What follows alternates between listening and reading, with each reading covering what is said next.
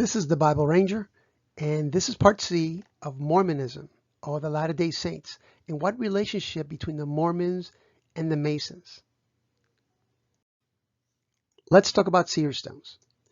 Some ask why Mormon or Mormonism is a cult, and that's a fair question, okay? But to be blunt, you can't get any more pagan of a religion than the Mormons, and I'll explain that in my presentation. Now, when Joseph Smith was quote unquote translating the golden plates that he found by the angel Moroni, to create the Book of Mormons, he used seer stones, and he had names for them. The name was Urim and Thummim, and admitted by the Mormons, this is actually one of them down here, and the one above it is probably the other one. I have one other candidate on the next slide. Now, in the Bible, there was something called a high priest, okay? He had a special uniform, and he had a breastplate on it, like this picture below. On this breastplate, there's 12 stones representing the 12 tribes of Israel. And what a lot of people don't know is that there was 2 extra stones, the Urim and the Thummim. And these stones were kept either in a pocket inside the breastplate or near it or something. There's not a full agreement on that. But those stones were kind of used as a yes and no of God. You ask God a question and he kind of would answer yes and no to the stones. Now Urim either means light or lights, and Thummim means perfection. Now this is just a slide if you want to read a little bit more in the Bible about them. Here on the top right is the other seer stone that Joseph Smith used. Now let's talk about a seer. There's nothing in the Bible about a seer stone, but there was in 1 Samuel 9:9 the word seer, and that was the old name of what they used to call prophets or the prophets of God. They don't use that anymore. So this is an account of David Whitmire, and he testifies how Joseph Smith actually translated the plates into the Book of Mormon. So I think this is pretty important. This is foundational. So Joseph Smith would take a hat, have his seer stones in the hat. He would put his face in the hat in such a way where he would stop light from going into the hat. So it would be dark. And then something that would appear like a parchment, a scroll of some sort, would appear like a vision inside his hat. And letters would come out in the original language with a translation letter by letter in English. He would repeat it, the English letter, to Oliver Cowdery over here, and then he would repeat it back to make sure that he would have the correct letter. Once it was repeated back and forth, that letter would disappear and the next letter would come up. And you think this is a pretty good foolproof system where there should be no mistakes because God is trying to make the Book of Mormon correct according to them. So he goes on to say that this was translated by a gift and power of God, not the power of man. So this is interesting because in the Bible, this is considered divination, and it's a sin. In Deuteronomy 18:10, it says basically it gives you a list of things not to do, including witchcraft, and it says do not practice divination, which is basically the seer stones, what they were doing.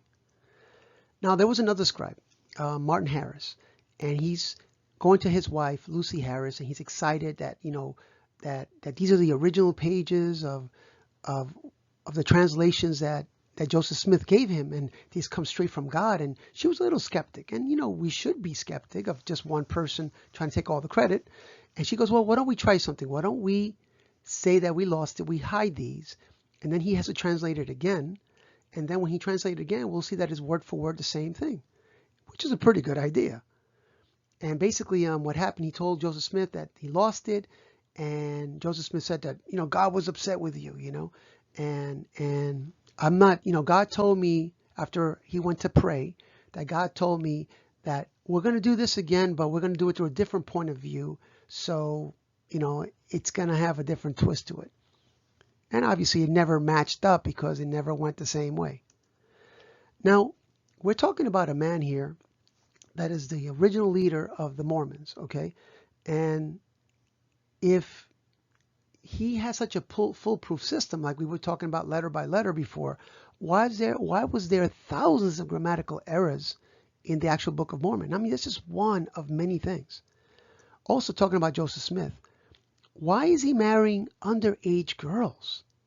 14-year-old girls. I mean, today a 14-year-old girl might look a little bit more mature because we have, steroids in our meats and the nutritional factor. But back then, I'm sure they looked pretty young. And then in the Bible, in Exodus 20:14, the Bible says that you're not obviously supposed to marry other men's wives. That's called adultery, or even being with them. But he would send men on missions of these wives while they were away. God told him that they're supposed to be his wife, and let God tell you to feel it in your heart, and he ended up marrying 11 women like that. And then he also married mother-daughter combinations in the Bible. In Leviticus 20 verse 14, incredible how that same chapter and same verse, right? Well, you're not supposed to marry a combination of mother and daughter. That's wickedness in front of God's eyes. Also, you're not supposed to marry two sisters at the same time. When one of them dies, you can marry the other one, but not sisters. He had 8 biological sisters in Leviticus 18:18, which is breaking the rule after rule after rule. Imperfections in the grammatical error, marrying underage girls. It's just so much it adds up. It's more too. He had 30 criminal charges at least. And he broke most of the requirements of becoming a bishop or a deacon, which is basically a church leader. Check out 1 Timothy chapter 3. He broke most of those things. Is this a man you want to follow? Now let's talk about the relationship between the Mormons and the Masons. Now Joseph Smith's brother Hiram was a Mason, and probably their dad too. Obviously, because Hiram it's a name in the Masons, so that makes a lot of sense. Joseph Smith received the first degree on March 15, 1842. The next day, by his own writings, Joseph Smith's writings, he received the subline degree, or the third degree, or the Master Mason degree. They're all the same. It's different names. 2 months later, the Mormon ceremonies, known as the endowments, they copied directly from the occultic rites of Masonry. Now, you're thinking, it's a little harsh calling them occultic rites. Well, you're going to find out in a second. There's a temple, an older temple, with a lot of history called the Nauvoo Temple. And look at some of these occult symbols, okay? Down here is the picture of the sun. Down here, the moon. And they also have stars. And that all means something. Maybe one day I'll talk about just the Masons alone. The Masons. So in here is the upside down star, the pentagram, and up here there's other ones. There's a 6-pointed star.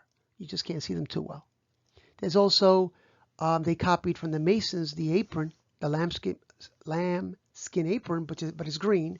There's also beehives, which is also another symbol of Mason, and the eagle. And you're thinking, what's the big deal about some of these? Well, I'm going to show you. This man on the top left here is a pretty famous man, Anton LaVey. And basically, he's the founder of Satanism in the United States. They're even recognized by the IRS, just if you want to know.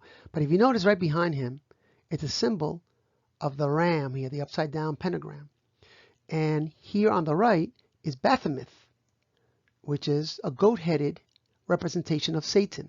But if you notice, that's the same symbol.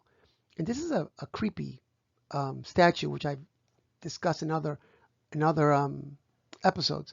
But even on his head, the 5-star right here. And this is not even drawn correctly. They modified it because the 2 kids here, which looks creepy already. But it's supposed to be the breasts of women. It's supposed to be like a hybrid, part woman and part man. But here is that temple again with those symbols. And here's the eagle. And this is one of the streets not too far from the temple, I believe. And if you were to follow these poles here, they end up kind of like a light pole. They start on the street, one side of the street and the other one at the other side of the street, and the cars go underneath it. And this picture also still has that upside down satanic pentagram, and the eagle is standing on a beehive. Here is the all-seeing eye. And you've seen the all-seeing eye many times. You've seen it on your dollar bill. It kind of looks like that. Okay. Well, this is other symbols that are Masonic symbols incorporated in the Mormonism rites. Now, this is Brigham Young's house, the second prophet, the one that took over after Joseph Smith died. On top of his house is a beehive right there. And talking about Brigham Young, he once taught that the moon and the sun were inhabited by people. You got to realize this is 1870. And they didn't know as much, but that was kind of a dumb statement. I had to read it for myself. So if you go to jod.mrm.org, go there and then look up volume 13, and somewhere down the middle of page 271 is in there, where he thought the sun was inhabited by people. And these are, people got crazy ideas. I realize this is 101 years after man landed on the moon, but you're talking for God, so you're doing false prophecies, and they add up after a while. Now, this is the Mormon underwear, which we discussed briefly on the last episode. But in the underwear itself, there's Masonic type symbols. There's one there, it's just upside down, and there's one there on each chest and at the belly button. Now here it says that all Mormons wear undergarments that, no, I don't think it's all Mormons. I think it's the ones that go to the temple. You have to be a good standing Mormon. So I don't think this is entirely correct. Correct me if I'm wrong, but I'm pretty sure I'm right. Also, I find it strange that the Mormon churches and temples, they don't have crosses. But they do have the angel Moroni on top, blowing the trumpet. But to their credit, the new temples being built, they no longer put Moroni on it, but the old ones still have it. Now this chart gives you a little comparison between Christianity and Mormonism. Now we believe that God created the universe out of nothing. That's what this means, out of nothing. Now they believe differently on that creation, more of a rearrangement. Now we believe God was Alpha and the Omega, the beginning and the end, the first and the last. God is unchanging. Why they believe that God was once a man who worked his way into godhood. Totally different. Works-based.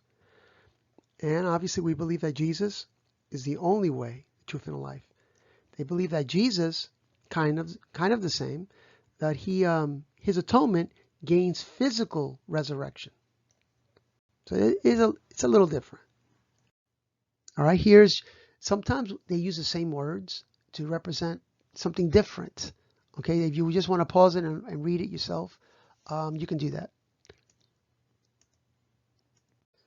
Let's talk about Joseph Smith's death.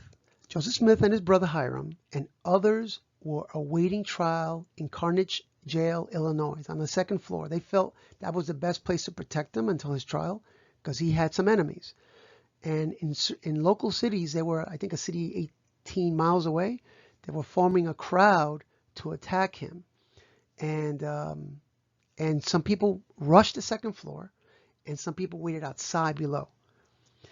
Now, while they were trying to force themselves through the door, Hiram and some other men were holding the door so they won't come in. They're coming with weapons. And they're pairing the weapons with sticks that are sticking to the door and all that.